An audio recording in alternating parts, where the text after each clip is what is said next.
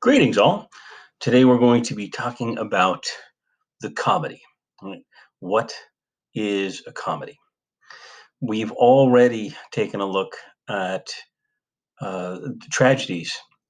We've seen Julius Caesar, we've seen Dr. Faustus, and we know what comprises a tragedy. So we're going to take a look now at a different type of play. We're going to take a look at the comedic play, the comedy play, which is a completely different genre of play and has a whole bunch of different rules and regulations than a tragedy does. So we're going to take a look specifically at what it is that makes a comedy. So we can take a look at comedy, not necessarily in the space simply of plays, but we can consider today our modern ideas of what makes a comedy. And we're going to find that what our modern ideas of comedies are fall in line very much with what a comedic play is all about. So let's take a look first at modern day comedy. And we're going to ask the question, what makes a comedy a comedy? So we're going to take a look at a film uh, popular in the early 2010s that some of you may have seen, you may not have. If you haven't seen it, you've at least heard of it because they run on television all the time on the higher number channels. So let's take a look at a film called The Hangover. A very funny film. In fact, there are three of them: Hangover 1, Hangover 2, Hangover 3. There was no need for them to make Hangover 2 and Hangover 3. Hangover 1 was fine just the way that it is. But let's take a look at this particular film as we consider the idea of what makes a comedy a comedy. And even if you haven't seen the film, that's okay. You'll get the point because whether you're talking about The Hangover, or another comedy that you particularly like, whether it's a film or even a short a sitcom. But we'll take a look at The Hangover because it works very, very well. So, what makes a comedy a comedy? Well, in a comedy, funny things happen, right? First and foremost, we're going to see funny stuff. Certainly, in our modern day, our 20th and 21st century idea of comedy, uh, our expectation is when we sit down to see a comedy, we're expecting funny stuff to happen, right? That's the expectation. Well, we probably expect some other things too, but in the comedy that The Hangover, well, what you have in the top right is you've got this guy who is played by Ed Helms, who was in The Office. His role in this particular film is he's a dentist, and on one particular evening that he doesn't quite remember, he removed his own tooth. So that there's some comedic value in a dentist who had removed his own tooth at a party he doesn't remember. The bottom left, you've got Ed Helms there too. He's lying there on the ground, and these three guys have Zach Galifianakis as well. Have just opened the trunk of a car that isn't theirs because they heard some rattling around, and when they open the car, a naked man jumps out and starts beating them with a tire iron, which is a funny scene. It's not something that we expect to happen when the trunk opens. And these three guys, including, by the way, Bradley Cooper, who's sitting there on the ground, these three guys have just gotten beaten up. This is the idea of funny stuff, right? We all know what funny stuff is. Things that make us laugh. And the idea that things that make us laugh generally are things that we don't see coming, we don't expect to happen, right? Or things that have an ironic value to it, like a dentist who pulls out his own tooth. Other things that makes a comedy a comedy. There are a lot of twists and turns in comedies. So many different roads that go down. In the Hangover, you've got a crazy evil monkey. You have a tiger owned by Mike Tyson, nonetheless.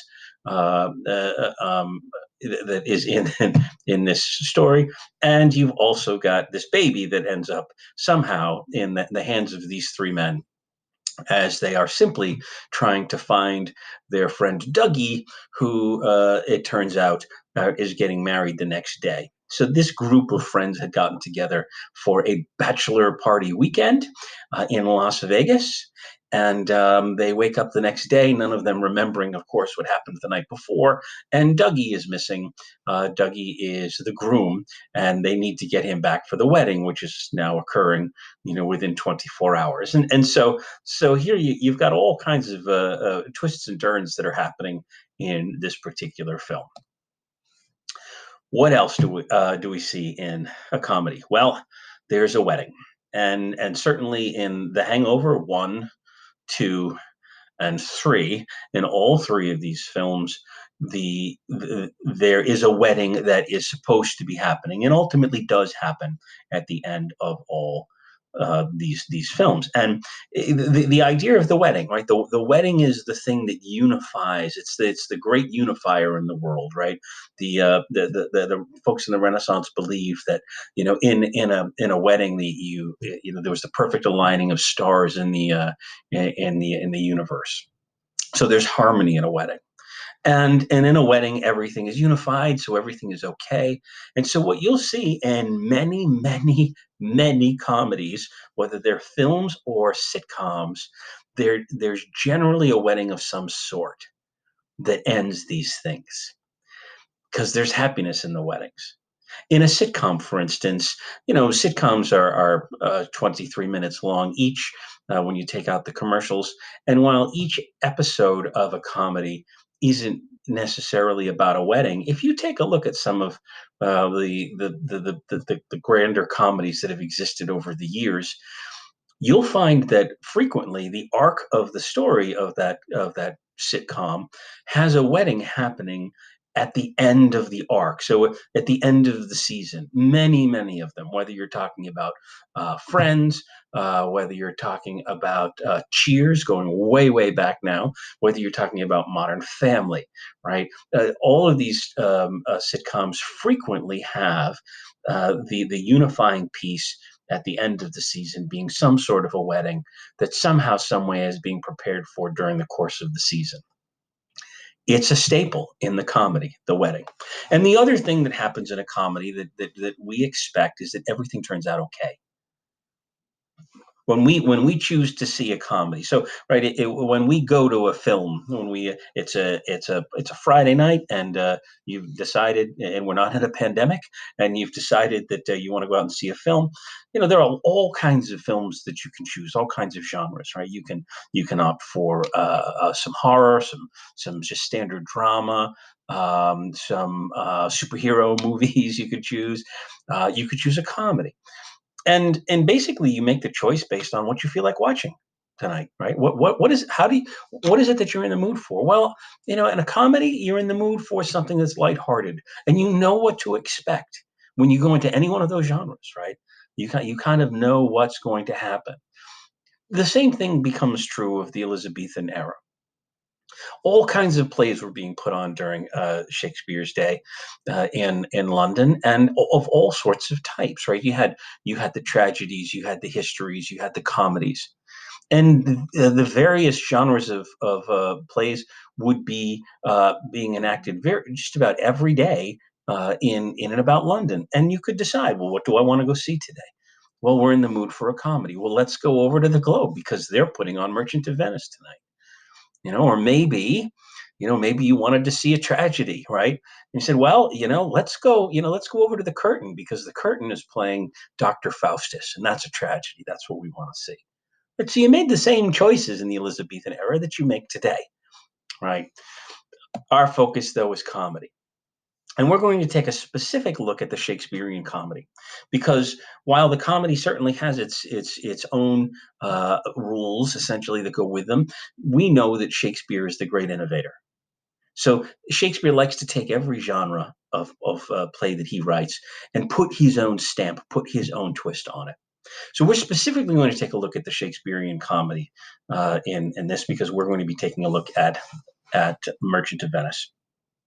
We're going to go all the way back to the ancient Greeks, and we're going to take a look at Aristotle for a brief minute, because Aristotle is the ancient Greek who, in his work called the Poetics, outlines what is supposed to be in the perfect tragedy. and what is supposed to be in the perfect comedy.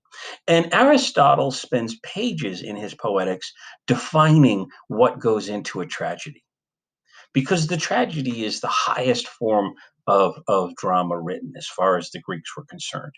And so there were a lot of rules about them.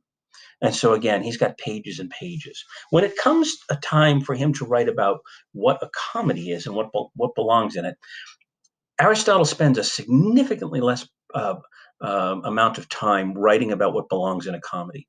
And ultimately, he defines a comedy as this: it is painlessly ugly, he says.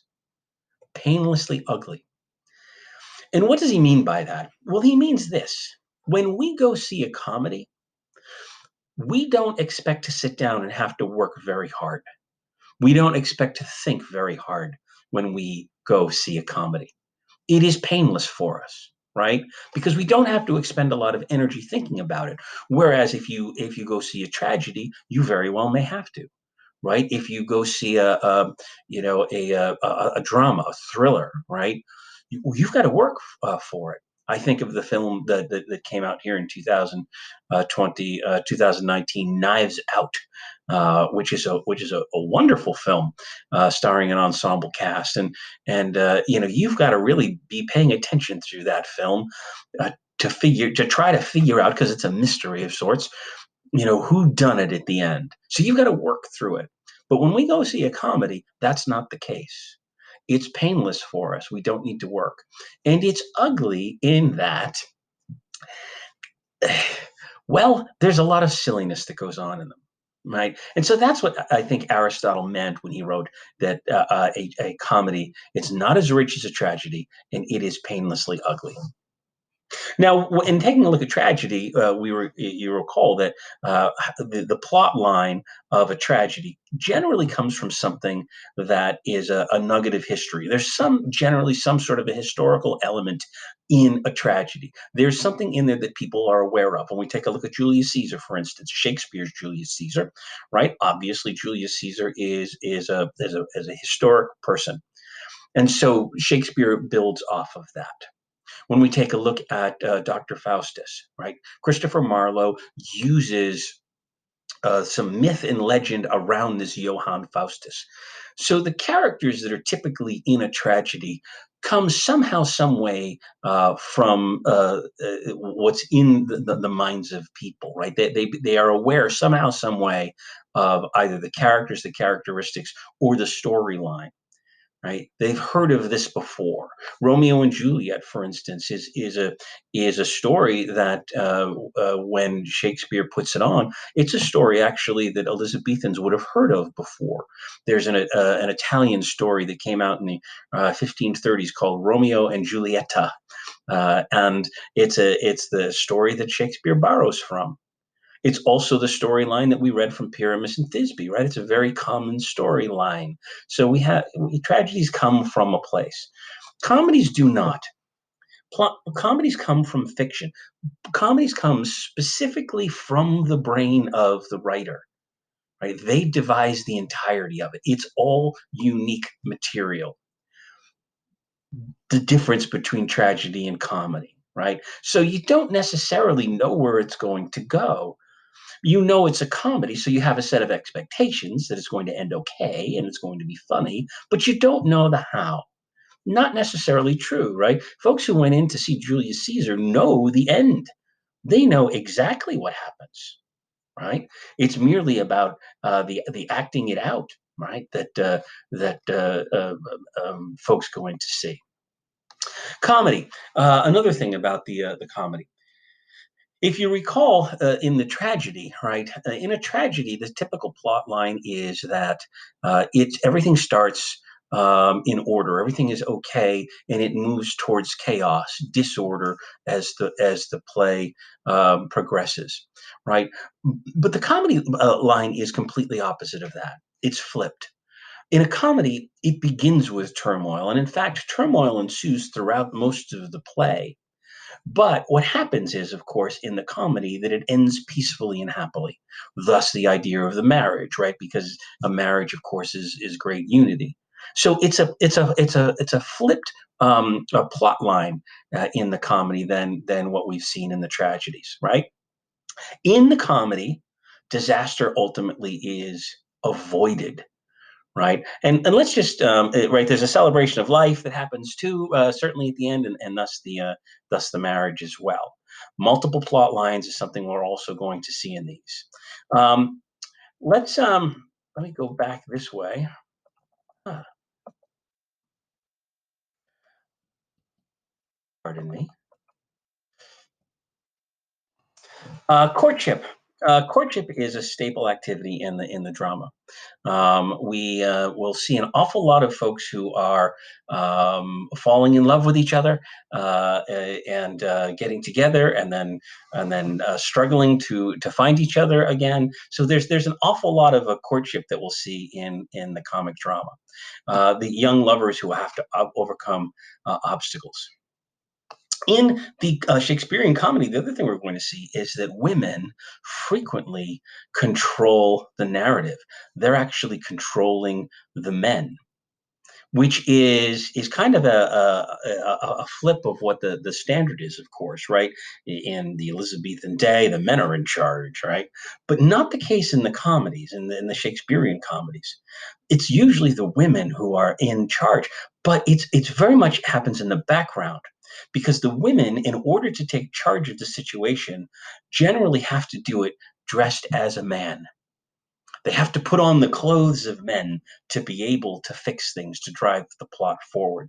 So that the women who are actually controlling are doing so under the guise of being men.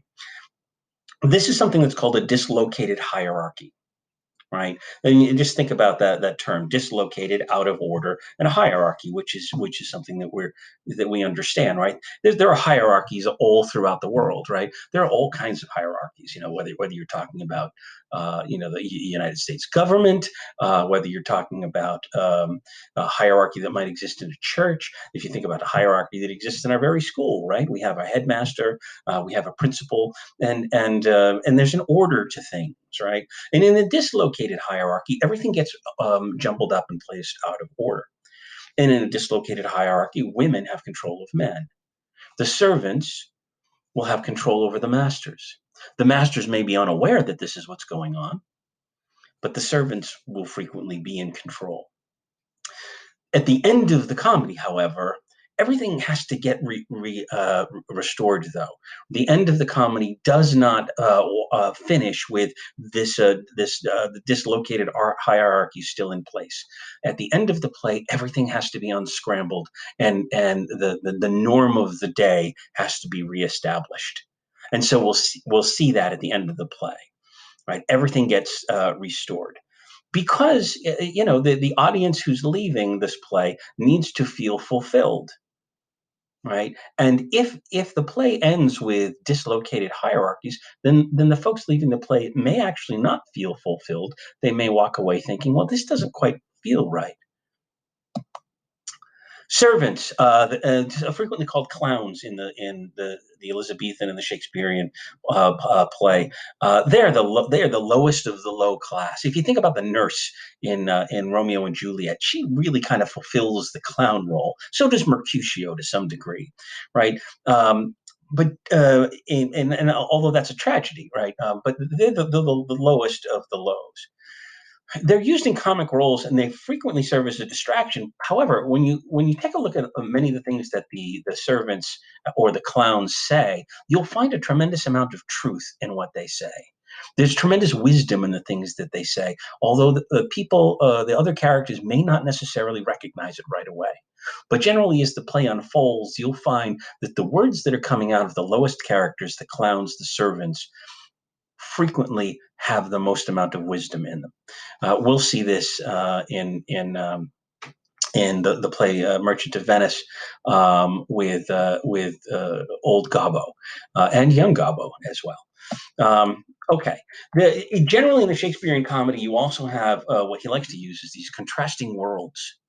There are very distinct worlds that you'll see in the Elizabethan Shakespearean scholars call it the court versus the forest. The court, of course, is the high society, right? Whether that is the actual court of kings and queens or the courts of the upper class. That's a world unto itself. And they also have in the Shakespearean comedy what's referred to as the forest, and that's the home of the lower class, right?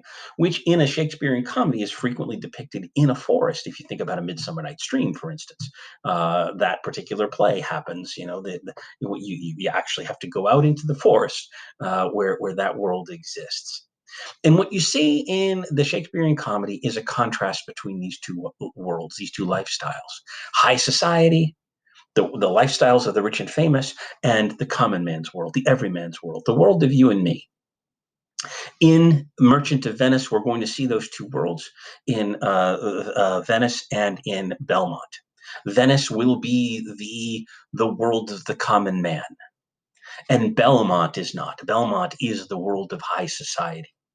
And what you'll see in a Shakespearean comedy is you're going to see from scene to scene shifting back and forth between these worlds. You're going to go from Venice, and then you're going to go over to Belmont, and then you'll come back to Venice, and then you go back to Belmont, and the play will interact this way. And then what you'll see is a fusing of the worlds of the common man and the high society, and that's generally where some of the comedic tension takes place. What else will you see in the Shakespearean comedy? Well, and in any comedy really, a very complex plot line. There are lots of twists and turns. If you think about the plot line of a tragedy, and let's think specifically about Dr. Faustus and Julius Caesar for that matter, and Romeo and Juliet, we can throw on there. For the most part, those plays have one plot line. You follow the tragic hero straight through the play. That's the way it works. All attention, all eyes are on the tragic hero from the beginning until the end. There are generally not a lot of sidelines. Sometimes you'll see them. In Dr. Faustus, for instance, we have the comedic lines that exist with Robin and Dick, right, and Wagner. But for the most part, you don't see that, right? Julius Caesar doesn't have that. Hamlet doesn't have that, right? It's generally one storyline. But in a comedy, there are all kinds of plot lines and twists and turns that you see. Let's take a look first at what I like to call the high plot line, and that is the main plot line in the Shakespearean comedy. And this is essentially the way it's going to work. The plot line is going to focus on the main characters, and as the play begins, there is turmoil, right? Varying degrees of turmoil, and we'll see the turmoil that exists in Merchant of Venice. And what we see in the standard comedy plot line is that the plot line is heading to a known problem. It is steaming towards a disaster. And you can see it coming. You know it. It's just a matter of when and where you get there. And that's one of the things that causes some of the comedic tension, because you know that, there's a big that's coming, right? And what's going to happen when we get to the right? And what always happens in the high plot line of the Shakespearean comedy, and to be frank, in any comedy that you watch, is that at the very last second, just before you hit that red X, disaster is averted, and the storyline will continue. Right? The disaster never happens in the comedy. By definition, it's a comedy. The disaster is not going to happen. And then as we get to the end of the arrow, it steams now, once the disaster has been avoided, towards a resolution, right? So if you're looking at a comedy, that the disaster that you're heading towards ultimately will be avoided, but it's a matter of how. And we'll be able to see, you'll know pretty soon on in the story what the disaster is that will be heading towards in the Shakespearean play Merchant of Venice. What else do you have? Well, you've got secondary plot lines that run concurrent with the high plot line. And each of these plot lines, the way they work is, and they're generally minor characters that will have them, they will spin off of the major plot line, and they themselves will have some sort of a disaster, a mini disaster, if you will, a mini X that it's heading towards. And in the last second before that disaster occurs, it is avoided somehow, some way. And once that disaster is avoided, that plot line then goes back and rejoins the main line. Now, I've given you here two different secondary plot lines, right? Now, in a comedy, there's no limit to the number of secondary plot lines that you could have, right? There could be two, three, four, right? As many as the playwright can fit in. But know that in each case, these divergent plot lines start off with the main story and ultimately rejoin the main story at varying points. The secondary plot lines disasters get resolved prior to the disaster in the primary plot line, the high plot line. They always get fixed first, and then they join, and you get to the steaming towards the big X, which ultimately will get avoided. So, couple more things. What else will we see in a Shakespearean comedy? Mistaken identity happens all the time. It's a staple of the comedy. If you think about sitcoms, it's a common trope. It's a common theme. It's a common plot line in comedies, whether they're modern day films or modern day sitcoms. There's a mistaken identity that happens. Frequently happens due to a disguise or maybe just a misunderstanding. But what happens is dramatic irony ensues because the audience, remember, dramatic irony is when the audience knows something that the characters do not. And the audience knows that a mistaken identity has occurred. And so dramatic irony will ensue. What else happens then? And as we wrap this up, we get a happy ending, at least for the heroes, right? There is a happy ending, and there's a great rejoice generally at the end. If you think about your sitcoms, generally speaking, at the end of a sitcom, you've got that tiny little window of a couple of minutes after the last commercials where everything comes back and wraps up.